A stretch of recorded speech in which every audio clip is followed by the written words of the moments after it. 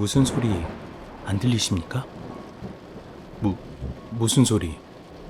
내 귀에는 차 위로 쏟아지는 장대비 소리만이 들렸을 뿐이었다. 애기 울음소리. 뭐야? 애기 울음소리? 나는 순간 최중사의 말이 떠오르면서 온몸에 조여드는 긴장감과 공포에 순간 무슨 말을 더 해야 하는지 잊고 있었다. 아무것도 모르는 김병장은 가만히 수그린 자세를 유지하며 연신 수신 안테나를 이리저리 돌리며 소리의 근원지를 찾고 있었다. 오케이, 찾았다. 김병장은 자신의 실력을 자랑이라도 하듯 싱글벙글한 모습을 한 채 나를 쳐다보았다. 그러나 곧 그는 나의 어두운 표정을 살피고는 안테나가 가리키는 방향으로 고개를 돌렸다. 씨발. 놀래라. 김병장은 자신도 모르게 몸을 움찔하며 나의 존재도 무시한 채 욕설을 내뱉었다. 접시형 안테나가 사건 현장을 정확히 가리키고 있었기 때문이다. 야, 김병장.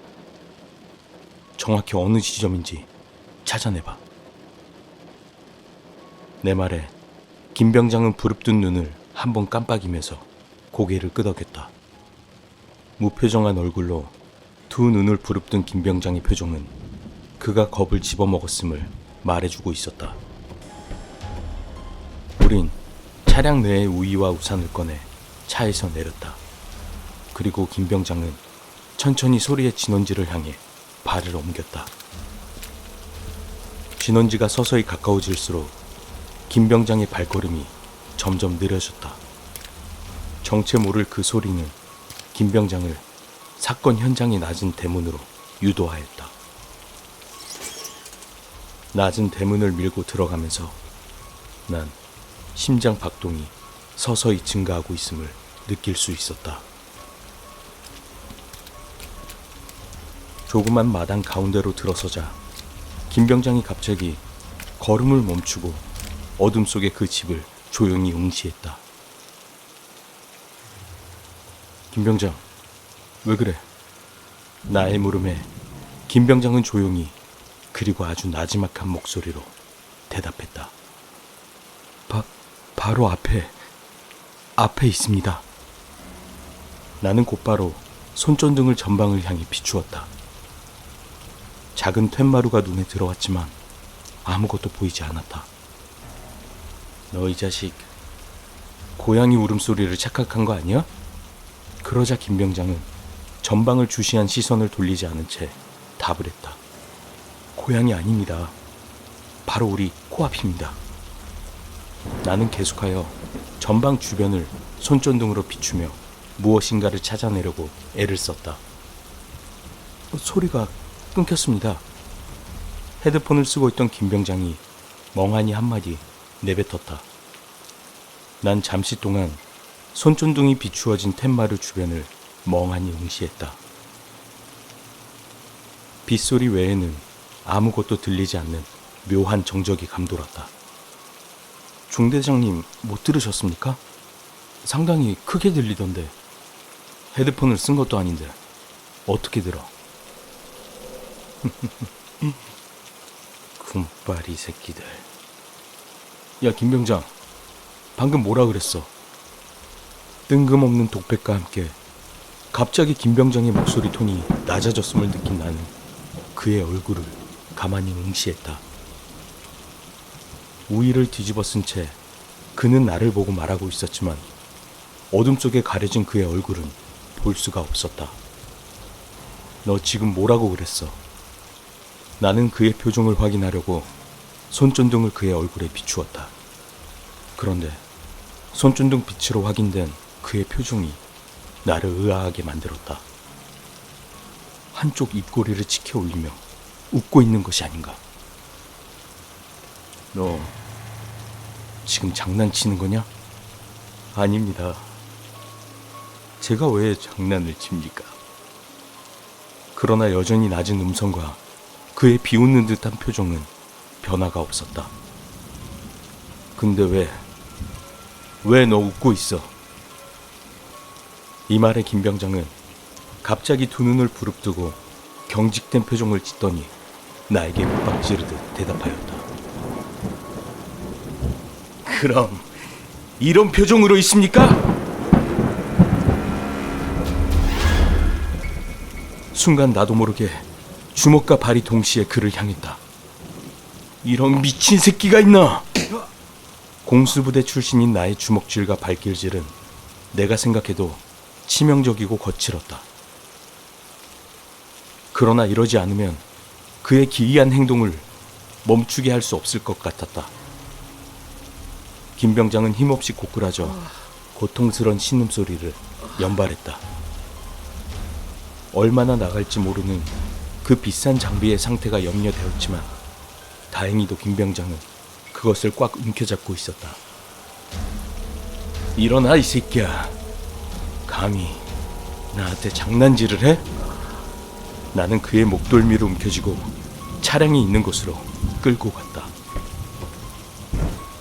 난 조수석에 그를 던지듯이 처박아 놓고 운전대를 잡았다. 연신 몇 번의 기침을 하던 김병장이 입을 열었다. 죄송합니다, 총대장님. 제가 잠시 정신이 나갔었나 봅니다. 이 새끼, 한 번만 더 그런 장난치면 머리통에 총구멍을 내주겠어. 이렇게 말은 했지만 왠지 장난 같지 않은 김병장의 행동은 나를 서서히 알 수 없는 공포 속으로 몰아넣었다. 나는 간신히 정신을 가다듬으며 장대비가 쏟아지는 빗속을 내달렸다. 그날 밤 나는 이리저리 뒤척이며 잠을 이룰 수가 없었다. 조사를 시작하면 정리될 것만 같았던 사건이 자꾸 미궁 속으로 빠져드는 것 같아 머리가 복잡했다. 게다가 김병장의 기이한 행동이 마음에 걸려 더더욱 나는 잠 못 드는 밤을 보내야만 했다. 힘겹게 밤을 보낸 나는 일어나자마자 급한 연락을 받았다. 최 중사가 군 검찰로 이송된다는 소식이었다. 아직 해놓은 것도 없는데 벌써 이송되다니. 헌병된 사건 조사를 마무리 지었다고 생각하는 것 같았다. 나는 급히 사단장에게 도움을 요청하였으나 이미 이송 명령이 떨어진 후라 사단장도 어떻게 할 수가 없는 상황이었다. 진정 사단장 급발도 별거 아니구만. 나는 절로 탄식이 나왔지만 이러고 있을 상황이 아니었다. 나는 서둘러 헌병대로 향했다. 내가 도착하자 벌써 최 중사는 이송 준비가 완료되어 검찰 호송 차량에 올라타고 있었다. 내가 급히 달려오자 온몸을 포박당한 채 말없이 차 안으로 들어서던 최 중사가 나를 알아보았다. 중대장님. 그는 고개를 돌려 나를 불렀다. 그에게 무슨 말이라도 해야겠는데 나는 아무런 말도 내뱉을 수가 없었다. 다시 돌아오겠습니다. 한쪽 입꼬리를 올리고 진한 미소를 지으며 나를 바라보는 그의 표정에서 나는 알 수 없는 두려움이 몰려왔다. 다시 돌아오겠다며 말하는 미소 짓는 저 표정. 저게 내가 아는 살인을 저질러 죄책감에 시달리던 최중사란 말인가? 어떻게 지금 이 상황에서 저런 표정을 지을 수 있단 말인가? 나는 머릿속이 믹서기로 갈려진 것처럼 뒤죽박죽이 되는 기분이었다. 문득 지금 저 한마디가 마지막이 될 수도 있다는 생각이 들자 난 그제서야 그를 향해 입을 열었다. 그래, 다시 보자. 행운을 빈다. 멀어지는 그의 모습을 바라보며 나는 한동안 자리를 뜨지 못했다. 지금부터 나는 최 중사가 없는 상태에서 그의 무죄를 증명할 증거를 찾아야 한다. 그에게서 들은 얘기라곤 단 3가지뿐이었다. 애기 울음소리를 들었다는 것과 기억이 나지 않는다는 것, 그리고 다시 돌아오겠다는 것. 어쩌면 지금 나는 무모한 행동을 하고 있는지도 모른다. 내가 지금 무엇을 더 알아낼 수 있단 말인가? 알리바이, 살해도구, 족족, 지문, 그리고 총소리를 들은 주변 이웃들, 현장을 목격한 경찰들. 이미 모든 증거들은 최 중사가 확실한 범인임을 말해주고 있다. 내가 이것을 뒤집을 수 있단 말인가? 혹시나 최 중사는 내가 아는 선량한 모습으로 깊은 내면 속에 잔인한 살인자의 모습을 감추고 있는 것이 아닐까? 난 그의 겉모습에 속은 것은 아닐까? 어제의 김병장의 기이한 행동은 정말 장난이었을까? 내 머릿속은 도무지 지금의 상황을 정리할 수 없는 상태가 되었다. 나는 깊은 숨을 들이마시면서 답답한 머리를 식히고자 모자를 손으로 벗어쥐었다. 오른손에 쥐어든 모자가 종이장처럼 구겨지고 있음을 모른 채 난 천천히 뒤돌아서 걸었다. 멍하니 넉나간 표정으로 뒤돌아 걷는 나의 모습을 본 헌병 대원들이 연신 나의 눈치를 살피기에 급급했다. 나는 부대에 돌아와서도 혼이 빠진 사람처럼 멍하니 행정실을 지켰다.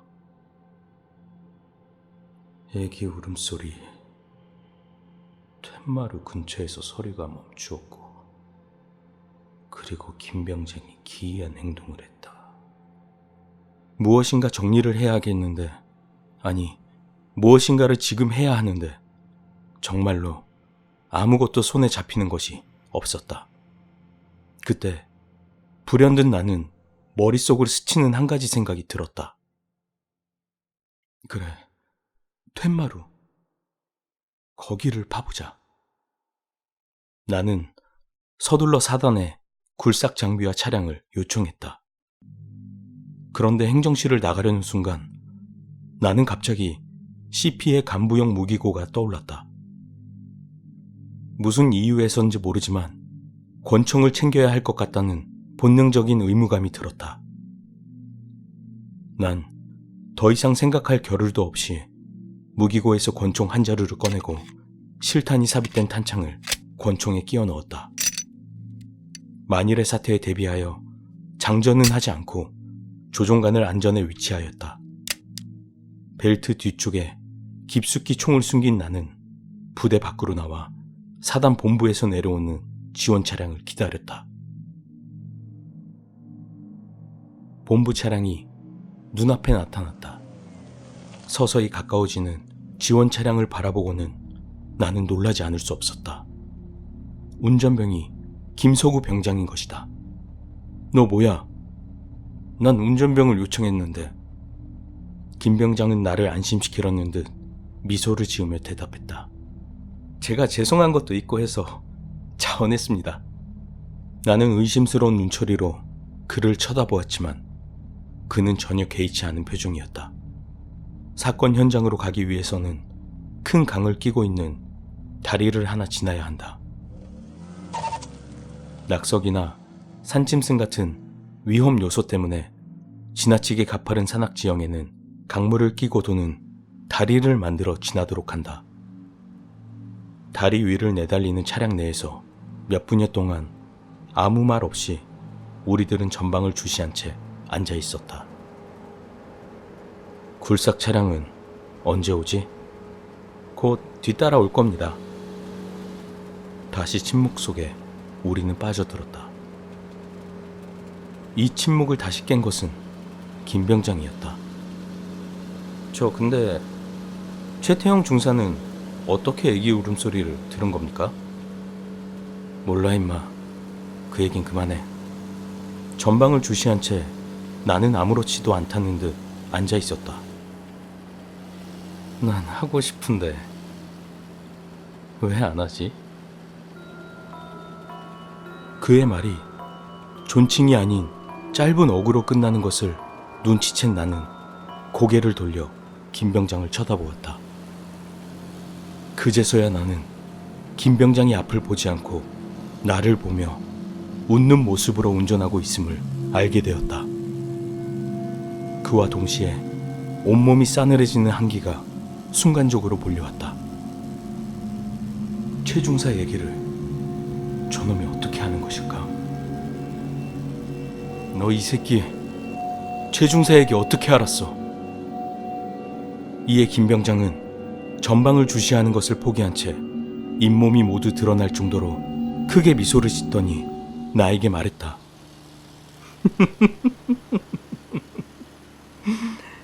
내가 다시 온다고 하지 않았나?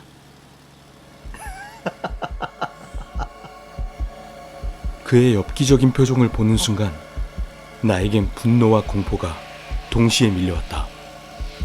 너 이 새끼. 이 말과 동시에 이미 내 오른손은 벨트 뒤쪽에 깊이 숨어있는 권총을 찾기 시작했다.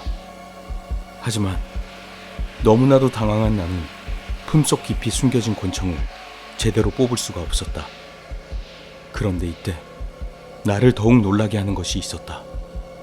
갑자기 김병장의 눈이 뒤집히더니 광신도들의 방언처럼 알 수 없는 말을 쏟아내기 시작하는 것이었다.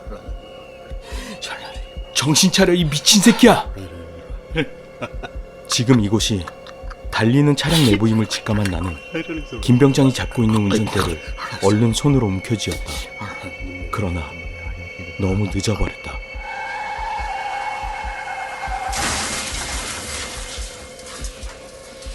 고속으로 질주하던 차량은 천둥 같은 파열음을 내면서 강물 쪽 가드레일을 들이받았다. 나는 순간 오른쪽 머리를 무엇인가에 세게 강타당하였다. 육중한 무게의 군용차에 박히는 일그러진 가드레일을 넘어 강물 쪽으로 기울어지기 시작하였다. 정신이 혼미해졌다. 초점이 맞지 않는 안경을 쓴 듯 세상이 뿌옇게 흐려졌다. 김병장으로 보이는 한 사람이 앞유리를 뚫고 몸의 반이 밖으로 나가 있음이 보였다. 뭔가를 잡고 버티고 싶었지만 몸이 전혀 말을 듣지 않았다. 그냥 허공에 손을 휘저을 뿐 내 손에 잡히는 것은 아무것도 없었다. 그 순간 어디선가 들리는 작은 아기 울음소리. 내가 만들어낸 환청인가? 진정 저 소리가 이 사건의 모든 진실인가? 난 어떻게 해서든 이 환각 같은 상태에서 벗어나려고 노력했다. 한참을 정신을 차리려고 애쓰고 있는데 갑자기 차량이 기우뚱하고 강물 쪽으로 고꾸라지기 시작했다. 밑에 보이는 강물이 죽음의 사신처럼 다가왔다.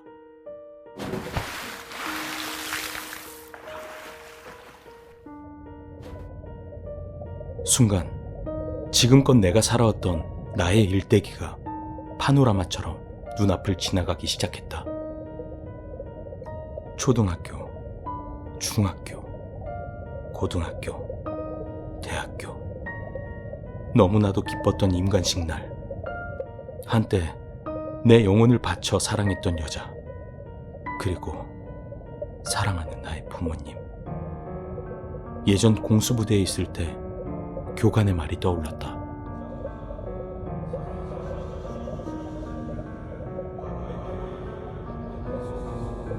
자, 사람은 자신이 곧 죽을 것이라 판단되면 과거의 기억을 한꺼번에 쏟아내서 지금껏 살아오면서 보았던 모든 것들이 마치 파노라마처럼 순식간에 지나가는 것을 볼 수 있지. 그러나 최소한 군인이라면, 안 되면 되게 하라는 정신을 가진 특전 부대 용사라면 그 파노라마를 되돌릴 줄 알아야 한다. 죽음 직전의 너에게 최소한의 무엇인가가 보이고 최소한의 무엇인가가 들리고 느껴진다면 너는 아직 죽은 것이 아니라 살아있는 것이다. 그래, 나는 아직 살아있다. 나는 아기 울음소리를 들었고 깊은 물속으로 빠져들고 있다는 것이 피부로 느껴진다. 그러나 미처 들이마시지 못한 숨으로 인해 활용할 공기의 양이 부족하다. 귀가 아파오고 폐에 물이 차오르는 것 같다. 예전 해상특수훈련 때 힘이 빠져 물속에서 허우적거리던 나를 꺼내준 교관이 있었다. 그는 숨가쁜 소리를 내며 헐떡거리는 나를 눕히더니 내 얼굴에 수건을 덮고 그 위에 물을 뿌리기 시작했다. 마치 얼굴에 비닐봉지를 씌운 것처럼 전혀 호흡을 할 수가 없었다. 발버둥 치며 괴성을 지르던 나를 강제로 제압하며 그 교관은 이 말을 했다.